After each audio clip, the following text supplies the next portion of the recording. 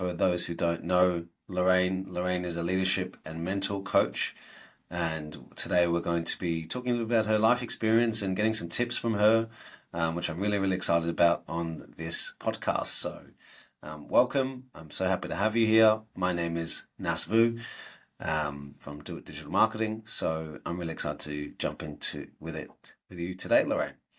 So let's dive straight in. First of all, how are you? I'm really well. Yeah, I'm going really well. No, it's great to be here. Thank you for having me on as a guest. Appreciate it. So welcome. We're happy to have you.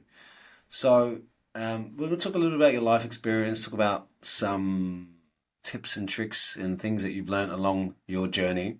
So if you could go back in time and give your 20-year-old self some advice about life and business and career and just about anything really, I want to keep it nice and open. What would you say? What would you say is something that you would want to give yourself some advice looking back on your journey? It's such a great question, especially with the type of work that I've been doing recently. I get a lot of young people coming and asking me things about their career and life. And I think knowing what I know now, I wouldn't give myself advice. I would, if I got Nice. the chance to go back and chat to my 20-year-old self, and I'm laughing thinking about who I was as a person back then, I know the benefit of mentoring and the type of coaching I do is to not give people advice, is actually to help people think for themselves and really get to the core of who we are inside. So whether you're 20 or 40 or 50 or whatever age you're at in life, it's how much do you really honor who you are inside? I ask myself that on a daily Right. basis now. And anyone that comes to me as a young person, it's very much about asking them, what do you want? What do you want to do? What do you want out of your life? And helping them explore the dream that they maybe had as a kid, or that thing that they've put to the back of their mind because no one supported them as a young kid. And now at 20 or whatever age they're at now, it's okay. Is that dream possible? Could you actually set a goal for yourself and try to progress? For me as a 20-year-old, I had a lot of big ideas, and I'm proud to say that one of them was moving to Australia. I grew up in Scotland and I now live here. So the whatever was happening for me back then, I was able to make that happen. And I'm excited for the people that I get to meet now, where they may have that big dream, where family may not be on your side. They may not want to support that big move. Or maybe they do, but they just don't have the tools or the skills to help you get there. So the big piece here for me in Right. answering this question, such a great question, is um, maybe not be so quick to give advice. Like, I don't give people advice, I help them think for themselves and really get to the core of what it is they want Awesome. to do. I love that. That's that's a really different perspective actually, and I wasn't expecting that answer. I mean, I didn't know what to expect. I think maybe I'll reframe because I really love what you said there, and it's so cool because like you could imagine your 20 year I mean I could imagine my 20-year-old self and trying to give myself advice but like shut up. Like, you know what I mean, like there could be that little bit of like, I don't need, the 20-year-old, maybe that's just me, maybe I don't know, maybe I'm projecting, that's every 20-year-old, but I'm curious, like, instead of giving them advice, what would be the question you would want your 20-year-old self to reflect on? Because from a coaching perspective and a mentor, if you think the advice wouldn't work and you want them to nurture and um, have what you said about pursuing their goals and giving them support and encouragement, what question would you ask them to reflect on? Question would be around what lights them up, what fires them up, what are they passionate about, like what. I had a 21-year-old that I worked with for a little while, a couple of weeks, and he was at the point of making a decision as to what he did next. Just finished uni and he didn't really know what he wanted to do. And what we got into through a very brief conversation was, um, where he was headed was so far away from what he loved doing. It was almost like Right. he was doing what other people expected of him and what other people thought was good for him. And so often as a young person, we can be guided by people around us who are full of great advice where they say, let's aim for a job that's secure and gets you lots of money and, you'll have that for life. However, it may be really far away from that creative piece that you really want to go after, but no one in your family's done it. That certainly was my background, is that the entrepreneurial skills that I have now, that I recognize now, my immediate family, they weren't pursuing that. None of my parents owned a business or went after a business. But if I look back, my grandparents did. Like, my gran was a director in a business, and my grandfather ran his own business on my dad's side. So it's when you don't have those examples around you, Oh wow. it can be tough to have a vision as to what you want to do and have the confidence to go after it. So having someone around you that can act as a mentor or a coach who can help you really grasp that vision that you might have in your mind and take that next step. So it's, if you've got a dream or something that you really get fired up about, what would the first step be that you want to take? This 21-year-old that I was chatting to had a real desire to be a consultant, but he'd never spoken to anyone who'd done consultancy. So it was quite far away for him. We had a Right. very quick conversation, and he's now pursuing further education to really hone in on those skills that he would need to be a consultant. And he's smiling all the time. It's like oh wow, this is possible. So just being able to ask that one question about what's the first step you would take towards that thing that really gets you excited, and to really, yeah, to embrace it and think it's possible and have a vision to go after it. That's the um Mm. that's the kind of thing I would be asking. I love that. I love that you're thinking around, from what I'm hearing you say, you're thinking around what lights you up, what's your dream, what's your passion, and trying to pull on examples, trying to get people around you. 'Cause, as a 20-year-old, you probably don't have that many mentors potentially. For the average 20-year-old, they probably don't have that many people that they're inspired by potentially. So I guess it's what I'm hearing you say is like, well, what lights you up, what's important to you, and how do you find people around you can surround yourself with who believe in you, who trust you, who can support you along that journey. I love that. I think it's Absolutely. amazing. Thank you for sharing. It's really great Oh no, insight. good. So tell me a little bit about a time that you faced a significant failure or challenge, like kind of shifting forward now, and you'll can be at any moment. And what were some specific strategies or mindset shifts and did you use to overcome it? I'm really curious. um yeah, that's a good question, because as we know, you can't have success without failure. You need the learnings when things don't turn out the way you want them to. And probably the biggest one for me would be my marriage ending. It's not always a great topic. People don't always embrace it. However, it's definitely one that is up there for me as my biggest challenge. And the mindset shifts. Being someone who's very loyal and committed and was very sure I was on the right track. The mindset shifts was about my kids, the people who relied on me. So that, I mean, it doesn't have to be limited to someone who's got kids or but even just part of family, or if you're running a business, your staff, there are people who rely on you and there's people who depend on you. I was on my own journey with that challenge and experienced some mental health challenges that I'd never thought was going to happen to me. I always believed mental health happened to other people, that and I suddenly realized that we all have mental health. We all have a level where we're sitting with how we feel and how we can cope with life, what kind of strategies we have in place to get us through life. And one of my main coping strategies has always been exercise. I've always been into sport. I've always done um, some kind of individual activity, be it running or swimming. And when I was going through that real tough time, I had a counsellor who had said to me, do you exercise? Get outside, get outdoors, reconnect yourself with nature. Yeah. And it was a really healing thing for me to recognize that it was a natural coping strategy for me anyway in life, and been able to just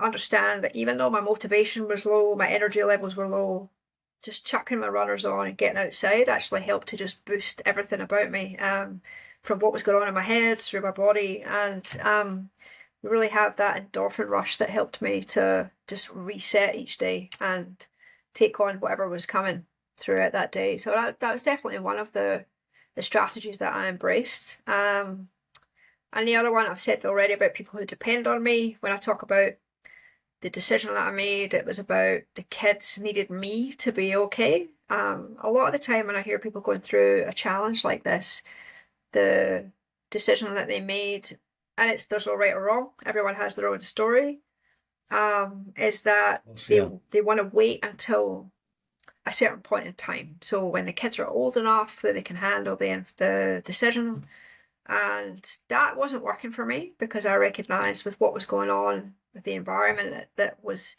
happening at the time, there was a lot of arguments, a lot of disagreements. I felt that environment wasn't going to be healthy. And so it was about me getting myself to a better place. And so the decision to end things and create a healthier environment was actually about everyone else, but it was also about me being able to that's worked for us. Like, even though I'm divorced and I've got 3 kids who are now, my eldest turns 15 on Saturday. We have a birthday weekend coming up. Things are a lot healthier. Like, I've got That'd an be fun. amicable relationship with their dad, and it's been the right choice. And so it's taken a lot of work and a lot of investment in tuning into those feelings. But whenever you've got that situation that happens that you're not expecting that really affects us on an emotional level, it's important to get in tune with who we are as a person and what we need, as well as thinking about everyone else. I mean, there's a quote that we'll get a lot where they'll tell us this on airplanes. You've heard this NASA, fix your own oxygen mask first before you help others, and that's something that's really been Yes. important for me on this journey, that we've got to make sure we're okay in order to be there for those people who depend on us the most. And for you, it was about not waiting. I mean, I think it's something interesting you talked about there is like a lot of people kind of kick the can down the road thinking, well, if I could just get to, in this case, the kids are 18 or till the kids have left, or if I could just, I guess in a relation to a business, if I can just, if I can just survive a little bit longer when everything's really tough and really painful, instead of making what I like about the way you've phrased it and your experiences, go, no, I can't. You kind of get to that point where, like, no, I can't do this because this is going to create an unhealthy environment. This is going to be more detrimental. It's going to be really difficult now in the next, however, it must have been years thing, right, for you. I could only imagine going through that divorce and having challenging conversations, but you decided to do it then and there versus procrastinating or waiting until a better time, a more Yeah. convenient time. So, what was your thought process during that? Like, I'm really curious. I can assume, but what thought process did you go through there? What was the driving force behind that? I think again, everyone has their own journey with this type of experience.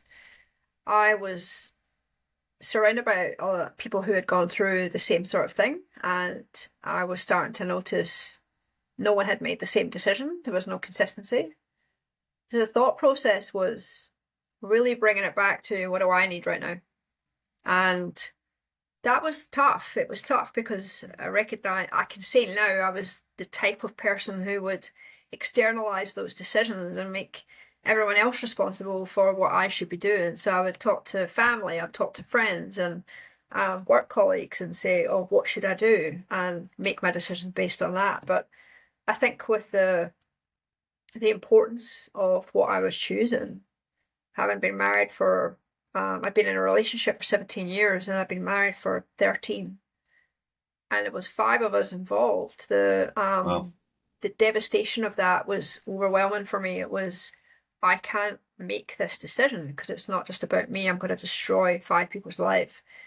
In the early stages, that's how I felt. And as I walked through that whole experience, probably over a period of 3 to 4 months, I started to realize, no, in order for everyone else around me to be okay, I have to be okay. And I really didn't feel okay. There was the way I describe it back then was there was parts of me inside that felt like I was broken. There was, if you can imagine, like I look at it as like a clockwork. So like the internal cogs of a watch. It felt like a few of them had popped out and I wasn't working properly. In Right. order for those cogs to be picked up and put back in and for everything to be working okay again, I recognized it was me that needed to get fixed. I had to work on me. I needed to um, do that work and do it in a way where my kids felt safe and they didn't feel, like mum and dad were shouting at each other all the time, which is what was happening. And um, not everyone is in that situation. I want to say that, like, I've come across a lot of couples who have gone through something similar, and some of them managed to stay together and work things out amicably where the decision is delayed. And that's all right. It's not a judgment piece here, but I just know it wasn't going to work for us. And so I chose to go through all of that pain straight up. And again, it's like a rightly or wrongly, we've come out the other side, and um things are a lot better than what they were. It's not what you plan for. When you walk down an aisle and say "I do" to someone, it's you don't think about ending everything. Um, but yeah, after 7 years of going through a lot and having some tough conversations and watching my kids grow through the experience, yeah, I can definitely say it's been the best thing that's happened. Would have taken a lot of courage to go through that whole experience and persistence and just the ability to decide what's best. I really like that. I really resonate with that in different areas for sure. So interesting. Tell me a little bit about. I mean, I think books and knowledge are. I was an avid reader from a not as young as I would like to say, but the books have definitely had an impact on my life.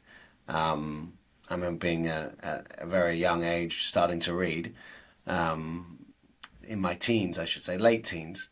So, what books or books, what book or books, is there a specific book or books have you gifted most to other people? And if so, why? And maybe it's a book, maybe it's a course, maybe it's some piece of information. But what books have had influence on you, and what have you gifted to other people most?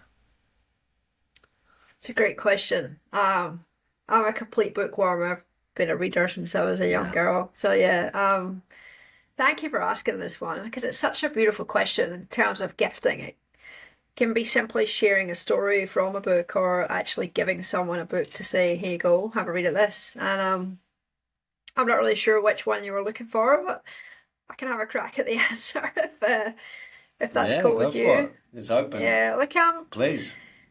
I'm probably a romantic at heart. Like one of my favorite books as a young teenager was F. Scott Fitzgerald's Great Gatsby. I just loved the complete, creativity and imagination and the kind of um, fantasy piece, mystery piece of Gatsby and who he was and the fantastic parties he would throw for all of his guests. I mean, do you know this one? Have you heard of this book? I haven't read it. I have heard of it. Yeah, you may have seen the Um, movie or yeah, but it's like I saw one bits. of Yeah, I those. saw the movie was cool, but the book would. I'm sure the book is always more imaginative and expressive. So please, Yeah, I'm yeah. It curious was to know more. one of those prescribed texts from high school that I just fell in love with. Like I've read it like 10 times over. Just it ignited something in me around imagination and creativity. I've always been creative. I used to write poetry as a young kid, and one of the books now that I gift is the one that I've been published in, having written a chapter in a co-authored book, which is was the start of a dream of mine to write and be published. And so I've been able to gift that story. It's quite early in my journey as an author. It was really fun to do, and the kind of theme of the chapter that I've written is around three selves. So the book that I'm published in is part of a series. The series is called Stories from the Heart. It was put together by a coach called Lisa Evans. She's a speaker coach. She helps people to speak from stage. And the book I was lucky enough to be part of was the third in a series called Tales of Change. It came out just around 2020, just before COVID hit, and we had a launch event where I got to speak from stage. But Three Selves, there's an author called Mark Manson who speaks about this, and there's many others that we will talk about it. And it's that concept of who we are at our core, and then who we are when we're around people we would class as friends or people that we would meet on a regular basis. And then there's the outside layer where it's people we might meet in a shop or for the first time. And really thinking about the types of conversations and intimacy that we might have at those three different levels. And my story is a kind of imaginative take on that, where I have a dream and I'm observing myself in third person going through this dream. So it's all about those moments in our life where we may say out loud or feel like we've lost who we are. And that was certainly part of my journey, where I didn't know who I was when I was at that point of deciding to end my marriage. I was being rather passive in decision making, and I'd lost that fire, that passion that we spoke about in the first question. And definitely a big part of my journey, and what I like to share with clients now, is how to get back to that core and be really true to who I am and speak from a place of truth. And there's a lot of lip service given to the terms of being authentic, and really been able to be honest in how we communicate and do it in such a way where we're also aware of the other person receiving what it is we want to say. So it's not necessarily just being selfish or speaking openly where we're being judgmental or critical of someone else. Being authentic is not that. It's so much more. It's more about going after our purpose in life and really showing up in a way where we can help others and serve, much like you're doing tonight, Nas, with this podcast. So it's been able to share experiences, share whether they're going through a tough time, or just be heard in a way that perhaps no one else in their life is able to do for them. That's definitely been part of my journey. And I'm excited to say that a lot of that's been captured in my own book that I hope to publish in the not too distant future, where I get to share a lot of what we've talked about in this recording through a snapshot in time, where I look at where I was at, say, around 2018 and up until that period of time around 2020, and really talk about what was going on for me and how I felt. But the biggest piece being, how did I get where I am now? And really helping other people just get a glimpse of what that may look or sound like, and see whether I can't help someone else that might be feeling a similar way. Love it. Love it. I can really feel the authenticity coming through, and I'm very excited to see that book and read that book when it's released. So I really love the way you really provided a journey and an insight all the way through to how you got to doing what you're doing today, because I see overlaps very much so in where your journey's been and how you've, even to the influences you have. And I've really gotten to learn a lot about you that I didn't know, even though I've known you for quite a long time. So I'm really, really thankful that I've understood you better and you've shared your knowledge and your story a lot more. So thank you so much for coming on. I've really enjoyed chatting with you, and yeah, we'll definitely get that book, and potentially when it's ready and it's ready to launch, we can have you back and we can talk about it in a much more deeper setting. So I would love that if you're open to doing that. Oh, I'd love to. Thank you. Yeah, that'd be an honor. Thank you very much. Thank you so much for coming. We've hit our time, so let's catch up in the near future, and thanks once again.